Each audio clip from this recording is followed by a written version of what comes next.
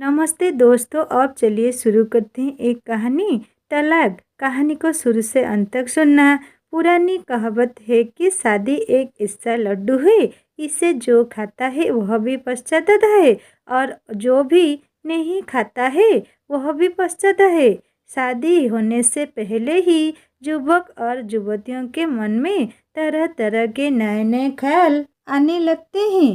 वे मन ही मन भांति भांति के मंसूबे बांधने लगते हैं। उनके दिल में एक से एक अरमान जागने लगते हैं। कहने का तात्पर्य यह है, वे एक अत्यंत स्वप्न संसार में खो जाते हैं। उनके हृदय में एक दूसरे से मिलन की चाह सातवें आसमान पर चढ़ जाती है। ऐसा अक्सर हर युवक युवती के साथ होता है। यही प्राकृतिक नियम है। इस संसार में कुछ लोग ऐसे भी हैं जो एक सुंदर, सभ्य और सुंदर पत्नी मिल जाने पर जीवन भर भली भांति संतुष्ट रहते हैं। ऐसे लोग शादी को मीठा लड्डू समझते हैं। इनका जीवन सुखमय गुजरता है। यही दूसरी और कुछ लोग ऐसे भी हैं जो सुंदर, सभ्य और सुंदर पत्नी न मिलने पर आजीवन दुखी रहते हैं। ऐसे लोग शादी को एक कड़वा और बहुत ही तीखा लड्डू मान लेते हैं। ऐसे लोगों का दाम्पत्य जीवन हमेशा दुखमय ही व्यतीत होता है। गृहस्थी की गाड़ी सुचारू रूप से चलाने के लिए विवाह के बाद पति पत्नी के विचारों में तालमेल होना नितांत जरूरी है, वरना बसा बसाया घर उजड़ते देर नहीं लगती है। पति पत्नी अलग अलग पर घर और परिवेश में पले बड़े होते हैं, इसीलिए उन्हें एक दूसरे के विचारों में अच्छी तरह समझकर तालमेल रखना निहायत जरूरी है। इसके अलावा घर परिवार में कुछ ऐसी बातें भी होती है जिसके लिए दोनों को ही आपस में समझौता करना आवश्यक है। अगर पति पत्नी दोनों की बुद्धिमान, संयमी, धैर्यवान और समझदार होते हैं तो उनमें वैचारिक टकराव की संभावना कम होती है। लेकिन दोनों में से यदि एक भी कम बुद्धि का, असंयमी, धैर्यविहीन और ना समझ होता है तो वहाँ गृह क्लेश होता रहता है। पति पत्नी आपस में हमेशा लड़ते झगड़ते रहते हैं। ऐसा विवाह दोनों के लिए एक बड़ा बोझ बनकर रह जाता है। वे एक दूसरे को अपना सहयोगी नहीं वरन दुश्मन समझने लगते हैं। उनमें आए दिन महाभारत मची रहती है और वह घर नहीं बल्कि साक्षात घूरा बन जाता है। इसका नतीजा यह होता है, कुछ दिन आपस में खींचतान करते करते उनके संबंधों की डोर कमजोर होकर टूट जाती है और अलग होने को मजबूर हो जाते हैं। ऐसी स्थिति आने पर उन्हें एक दूसरे से संबंध विच्छेद करके तलाक लेना पड़ता है। नाहक ही एक दूसरे पर छींटाकशी करनी पड़ती है। आपस में नुक्ताचीनी और बुराई करने का अवसर मिल जाता है। परस्पर आरोप प्रत्यारोप का दौर शुरू हो जाता है। यह स्थिति समाज के लिए किसी की तरह भी ठीक नहीं है। पति पत्नी को हर हाल में इससे बचना चाहिए। इसी में उनका और समाज का हित है। एक तो किसी से स्वार्थवश किसी प्रकार का संबंध बनाना नहीं चाहिए और यदि किसी भी तरह से बना लिया तो उसे तोड़ना नहीं चाहिए। संबंध बनाकर तोड़ना सबसे बड़ा निकृष्ट कार्य है। मनुष्य को हर हाल में इससे बचना चाहिए।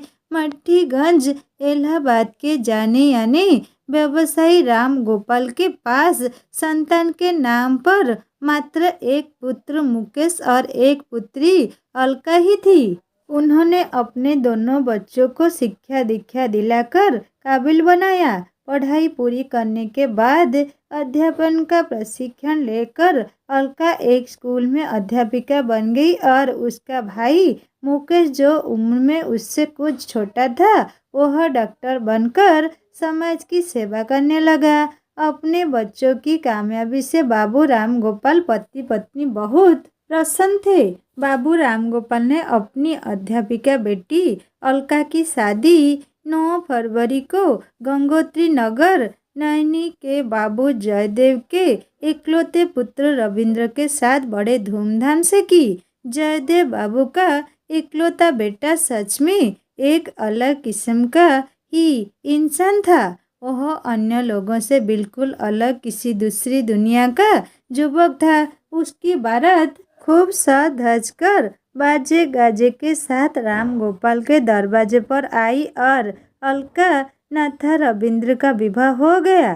कन्या पक्ष ने वर पक्ष का खूब स्वागत किया।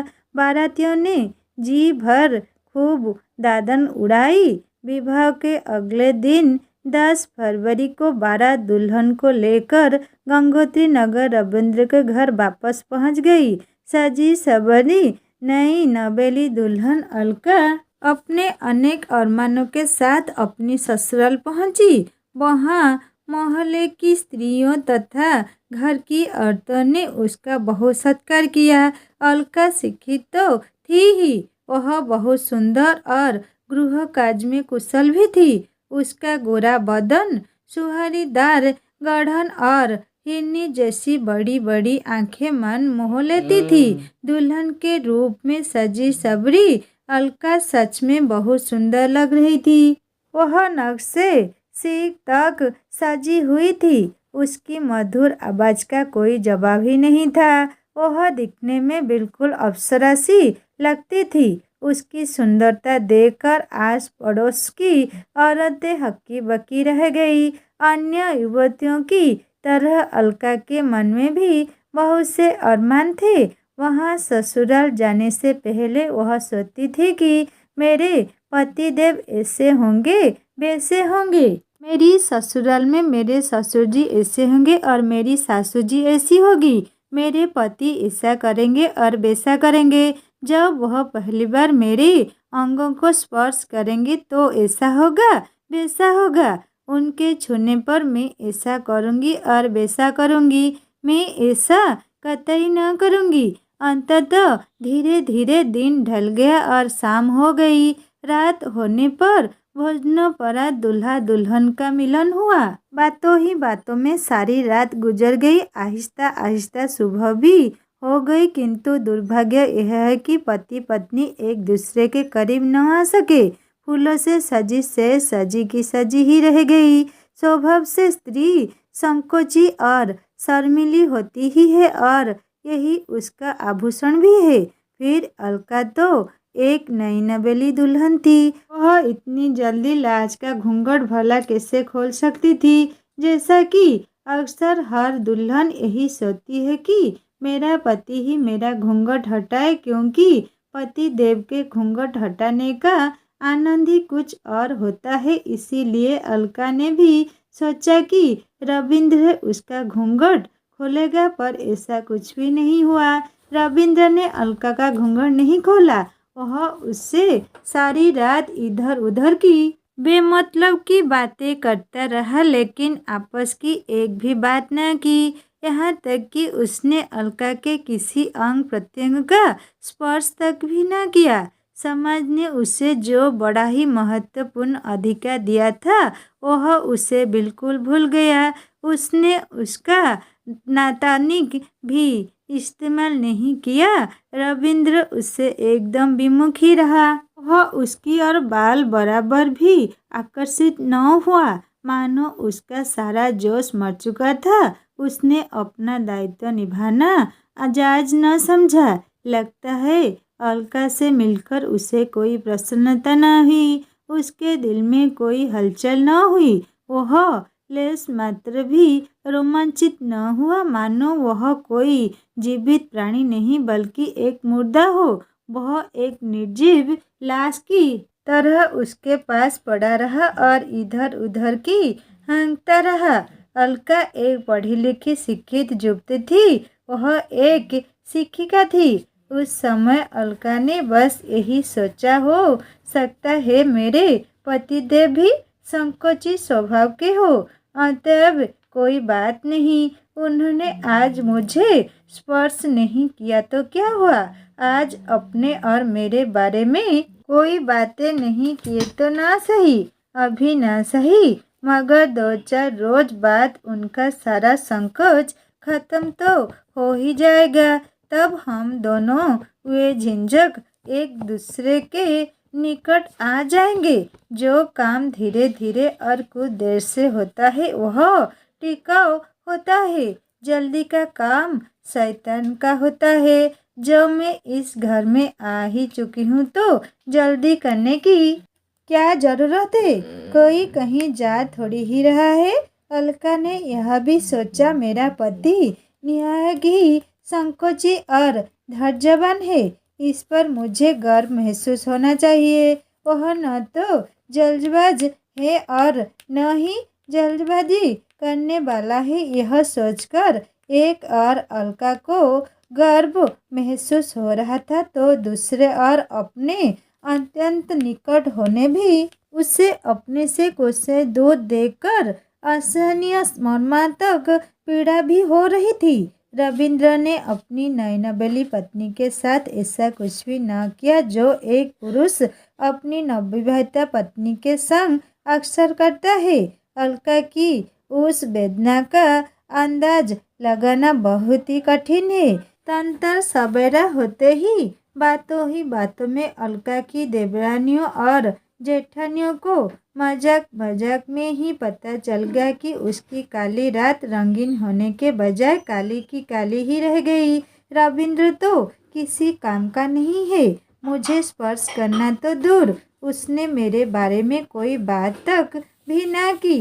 अलका ने हास परिहास के बीच ही उन्हें खुल्लम खुला बता दिया कि उसके मर्दूद पति ने अभी तक उससे छुआ तक नहीं। इसके चलते अपने सभी अरमानों का गला घोटकर वह सारी रात करवटें ही बदलती रही। इस तरह 2-4 दिन और गुजर गए। फिर पखवाड़ा और महीना भी गुजर गया। तभी 2 डाल के पंछी अलग अलग डाल पर ही बैठे रहे और वे एक डाल पर न आ सके। एक ही पेड़ पर होते हुए भी वे एक दूसरे से बिल्कुल अनजान पड़े थे। उनमें जान पहचान न हो सकी। वे आपस में बिल्कुल अनभिज्ञ ही बने रहे। किसी ने भी दूसरे के करीब जाने की कोशिश न की। वे दूर के दूर ही रह गए। पति पत्नी एक नदी के 2 किनारे बनकर रह गए जिनके मिलने की दूर दूर तक भी कोई किरण दिखाई नहीं दे रही थी। कितना विचित्र है कि एक के पास दूसरे के निकट जाने की सामर्थ्य न थी और दूसरे के पास लाज का पर्दा था। उसे हटाने में उसकी मर्यादा का सवाल अड़े में आ रहा था। इसी ऊहापोह में न उनके मन ही आपस में मिल सके और न तन ही मिलकर एक हो सके।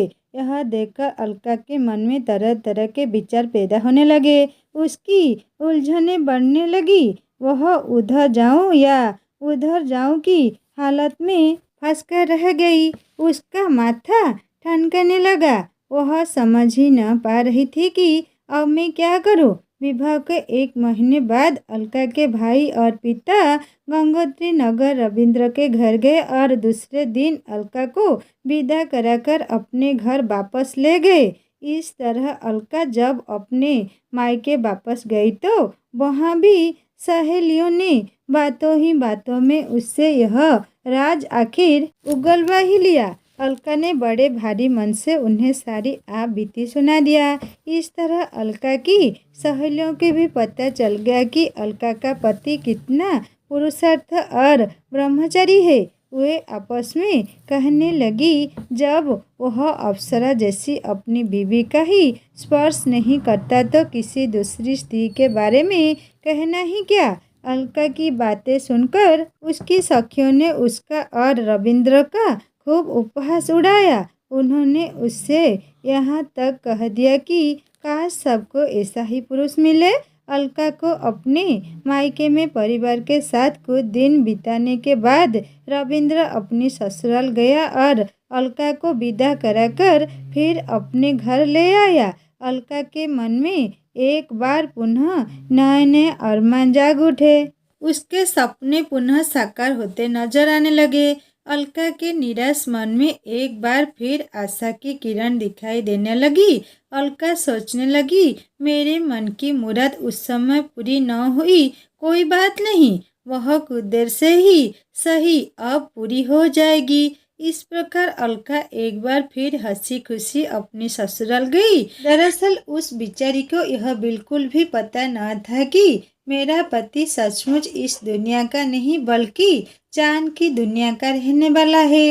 अलका ने सोचा, पति देव का जो दुलार और प्यार पहले नहीं मिला वह अब मुझे अवश्य मिलेगा। आखिरकार मेरा पति भी तो एक मनुष्य ही है, कोई देव नहीं। मानवीय कमजोरियां इसमें भी होगी, यह भी इसी समाज का अंग है, किसी चांद की दुनिया का नहीं। यह कोई पत्थर का थोड़े ही बना है। मेरे हिस्से का जो प्यार स्नेह मुझे मिलना है उससे भला कोई कैसे रोक सकता है।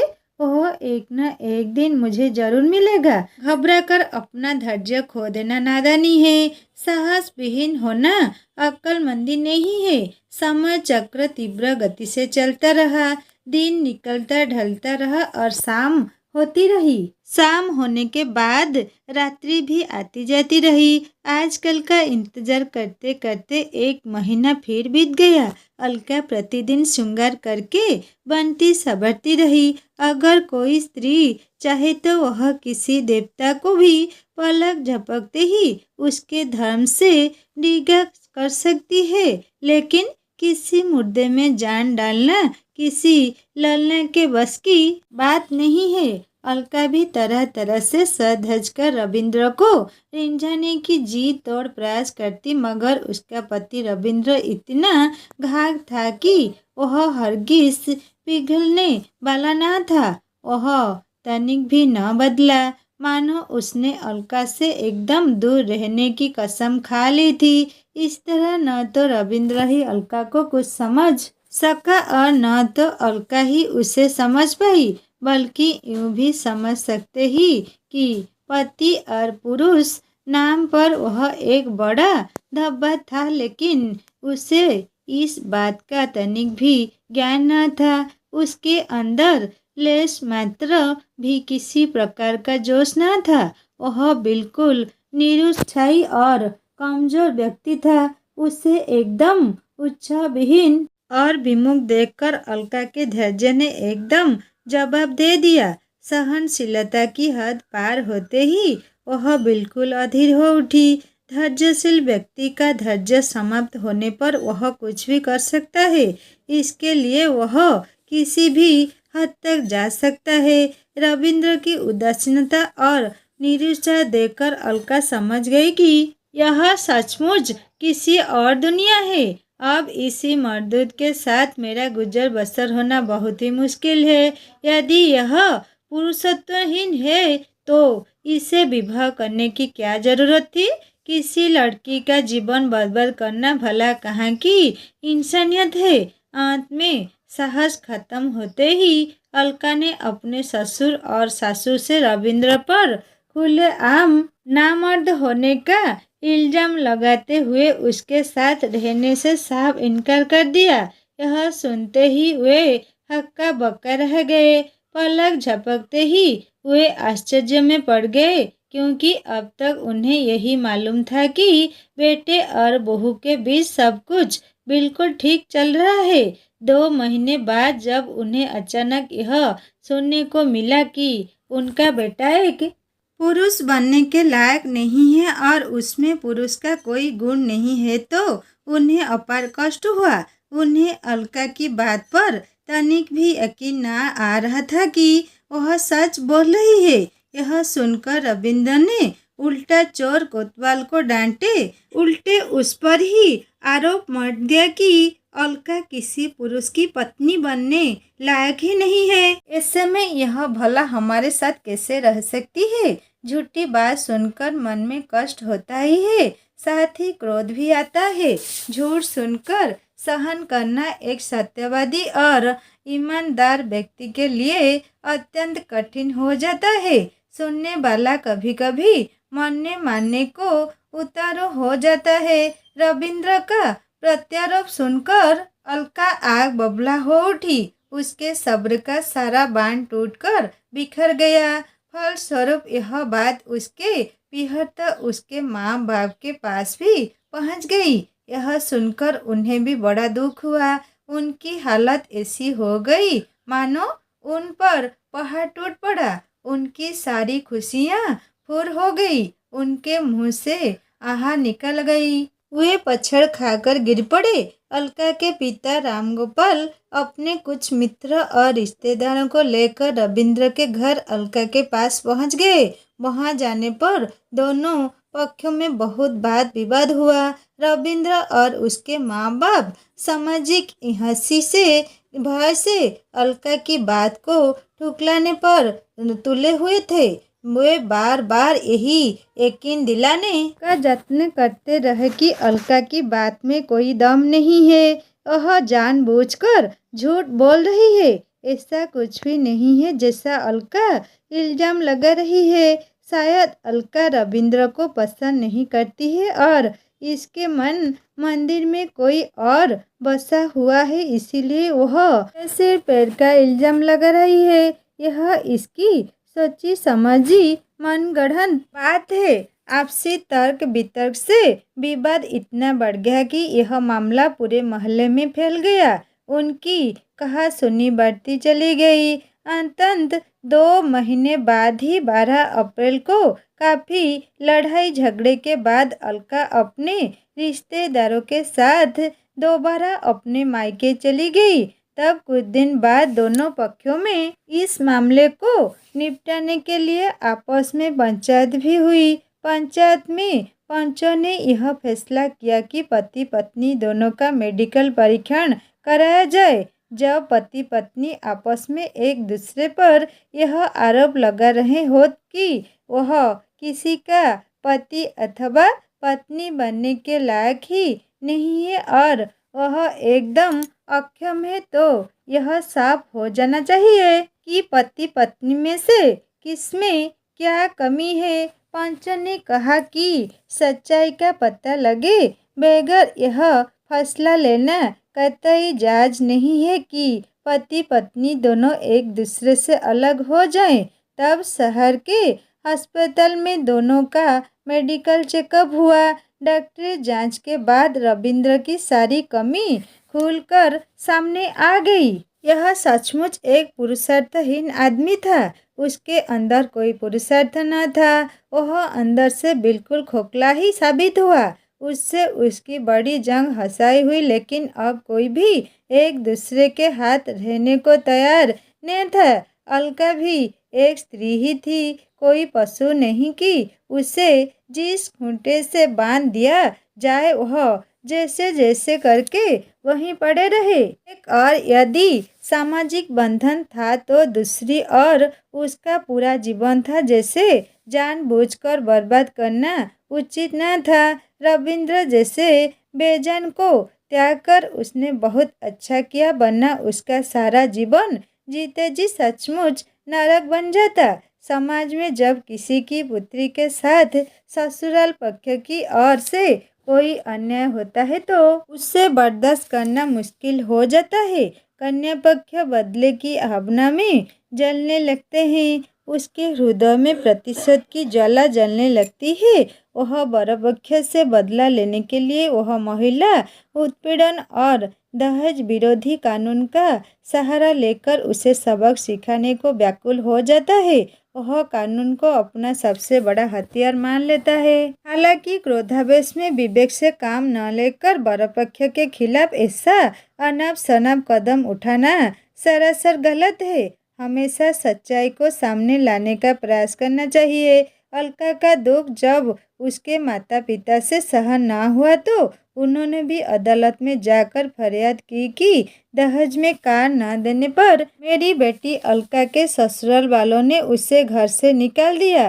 रविंद्र का परिवार विवाह के पहले से ही दहेज में कार की मांग कर रहा था, जिसे न देने पर उन्होंने अलका को घर से बेघर कर दिया। परंतु सुनवाई के दौरान अदालत में जब अलका का बयान हुआ तो तनिक देर में ही सारी सच्चाई खुलकर सामने आ ही गई। उसका कथन सुनते ही अदालत ने उनकी फरियाद को अदालत ने नहीं सुनी और बिल्कुल अनसुनी कर दी। अतः दहेज का झूठा मुकदमा खारिज कर दिया गया। इससे रविंद्र और उसका परिवार तो बच गया, लेकिन अलका जैसी पुत्रवधू को खोकर उन्हें बड़ा पछतावा भी हुआ। अपने पुत्र रविंद्र की कमजोरियों से उसके माँ बाप को असहनीय कष्ट हुआ। वे छटपटा कर रह गए। इसे ही कहते हैं अब पछताए हो तो क्या, जब चिड़िया चुग गई खेत। दोस्तों, कहानी को यहीं पर ख़त्म करती हूँ। कहानी कैसा लगा मुझे ज़रूर कमेंट करके बताना, और अच्छा लगा तो लाइक करना, दोस्तों से शेयर करना और सब्सक्राइब करके प्लीज़ बेल आइकन दबा देना। फिर एक कहानी जल्दी लेकर आऊँगा। नमस्ते।